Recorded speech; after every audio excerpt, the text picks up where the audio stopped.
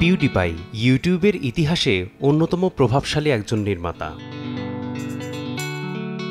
2020 সাল পর্যন্ত ইউটিউব থেকে তার মাসিক আয় ছিল $15 থেকে $20 লাখ, যা 18 থেকে 24 কোটি টাকা। তারপর হঠাৎ করেই স্বেচ্ছায় অবসরে গেলেন এই সুইডিশ ইউটিউবার।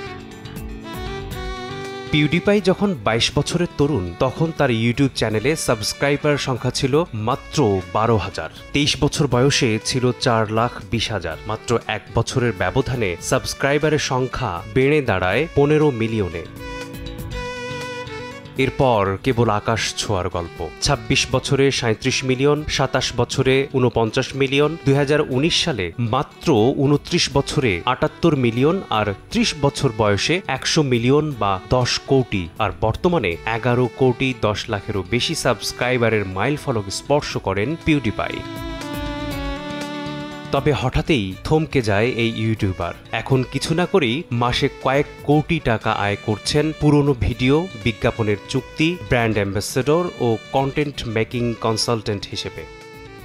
2020 সালের পর থেকে সুইডিশ এই গেমারের জীবন অনেকটাই বদলে গেছে। ইউটিউবিং ও কন্টেন্ট ক্রিয়েটর হিসেবে যা কিছু পাওয়া সম্ভব, তার সবই অর্জনের পর হঠাৎই যেন এসব থেকে আগ্রহ হারিয়ে ফেলেন এই নির্মাতা।